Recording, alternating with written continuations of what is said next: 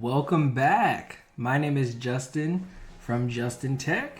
And if this is your first time watching, just know that this is lesson 2 of an overall course titled Unlocking Cybersecurity. This is a CompTIA Security Plus prep course that will prepare you for the current Cybersecurity Test 701. If you are studying for that, this is an excellent course for you to join. I did in a previous video where I talked about security controls and security categories, so make sure you check that out. But welcome to this course. And as you can see, what we'll be covering today is Cybersecurity Fundamentals. It's a full court defense. So let's get talking about these fundamentals. But before we do that, I have a quick question. This might be a little controversial, but who's the GOAT? Is it Jordan? Is it LeBron? All right. Whomever you decide, just know one thing, that whether you decided Jordan, whether you decide LeBron, or you said Kobe, you might have said somebody else. That's perfectly fine. But in order to be the GOAT, just realize that you have to first learn the fundamentals. The best of any professional, they always had to learn the fundamentals. It starts with the fundamentals. So there's no difference from you and I. We all have to start with the fundamentals. So to be the GOAT of your own success, dive in with me here. Let's learn the fundamentals of cybersecurity so that we can be the GOAT of our own success. In this course, this is going to be a 3-part series where you'll learn multiple things. You'll learn the CIA Triad. We'll talk about non-repudiation. And we'll also talk about AAA, which is authentication, authorization, and accounting.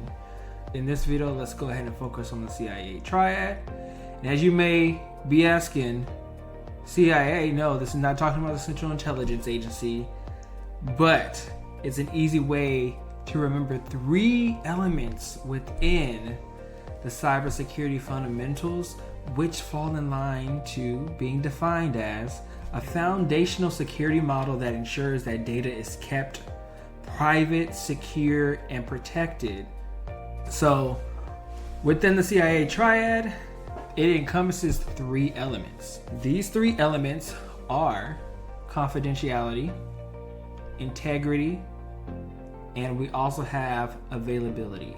So let's get a little bit deeper into what these actually mean. What does confidentiality mean? Confidentiality is really ensuring that data is accessible to authorized personnel while preventing unauthorized access.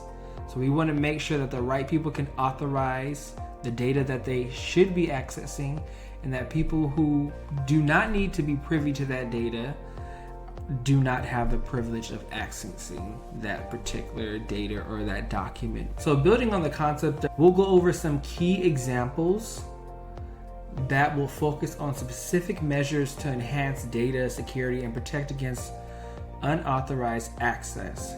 One critical component of that is going to be multi-factor authentication. Another essential safeguard is going to be data encryption. And finally, we do have air gaps. And so let's go ahead and define these different terms. So when it comes to a critical component of multi-factor, MFA, what it does is it requires users to provide 2 or more forms of authentication, such as a password, a one-time code, different things like that, so you can access an account or a system. This is an added layer of security significantly, so it can reduce the risk of unauthorized access even if login credentials are compromised. You may see this on social media accounts where you log in with your password and you may be presented with a multi-factor authentication, such as a one-time code that's sent to you over SMS. You may have biometrics where you may do a Face ID or you may do a fingerprint on your computer. These are all considered MFA, and they add an extra layer of security so that unauthorized individuals can't access your device. Another essential safeguard, data encryption. So this is highly important because by scrambling sensitive information into an unreadable format, this ensures that only authorized parties with the appropriate encryption keys can access the content. This protects the confidentiality of the data, even if it falls into the wrong hands. They can't access that data because they don't have the proper decryption keys to decrypt your encrypted data. And finally, air gaps. Air gaps are a physical isolation between a secure system and an unsecured network. This provides a really good layer of confidentiality. Air gaps prevent unauthorized access of data leakage through network connections, further enhancing the overall security posture. So we discussed the importance of confidentiality and the security measures like MFA, authentication, data encryption that help protect sensitive information. Now let's turn our attention to the concept of data integrity. So ensuring data integrity is really crucial as it guarantees that data is accurate, complete, and reliable without any unauthorized alteration or corruption. This is a critical aspect of data management and security. A few examples of integrity are file permissions, access control lists, version control, hashing. You'll also have digital signatures. So now when it comes to file permissions and access controls, this is one way to maintain data integrity. These systems ensure that only authorized users can access and modify files, preventing unauthorized changes that could compromise the data's integrity. Then we have version control systems. This is another powerful tool for preserving data integrity. These systems track changes made to source code documents of the files, allowing for rollback to previous versions and ensuring that only authorized modifications are made. Then you have hashing. So hashing is essentially just a technique that generates a unique digital fingerprint for data, known as a hash value. This allows for the detection of any unauthorized changes to the original content, as any modification would result in a different hash value. So when it comes to hash, think of hashing as a fingerprint for data. So when you have that particular fingerprint, if there's any modifications to it, just like your fingerprint, if there's any modifications to your fingerprint on your actual physical hand, it's different. It's been modified.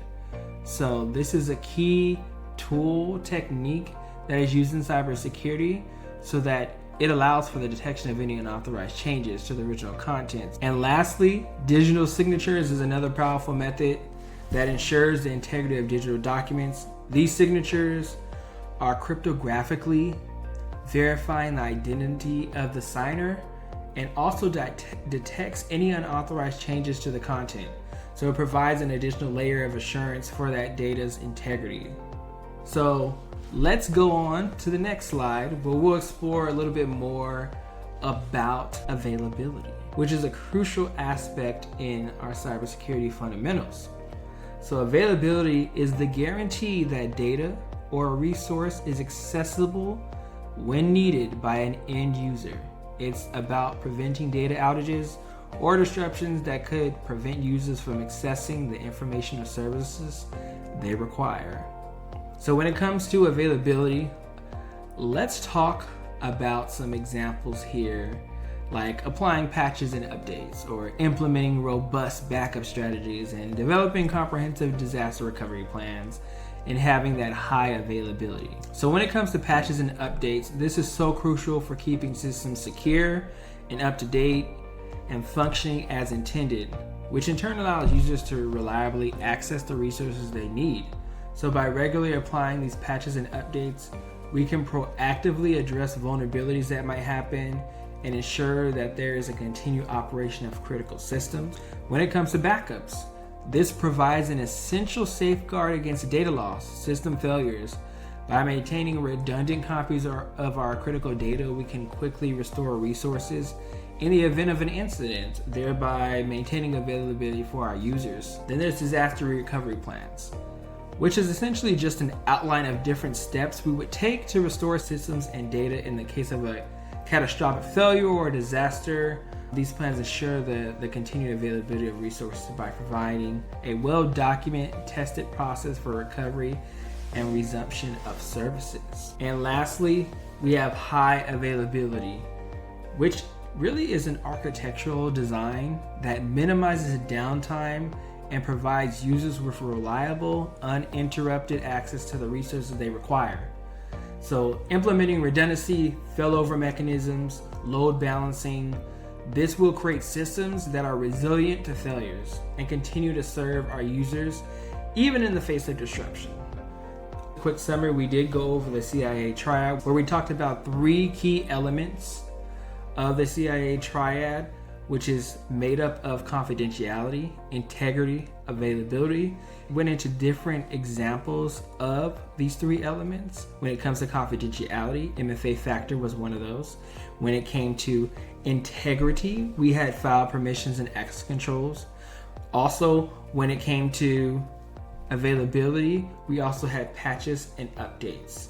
So stay tuned for the next course where we'll go deep into our non-repudiation. Thank you for watching, and I'll see you soon.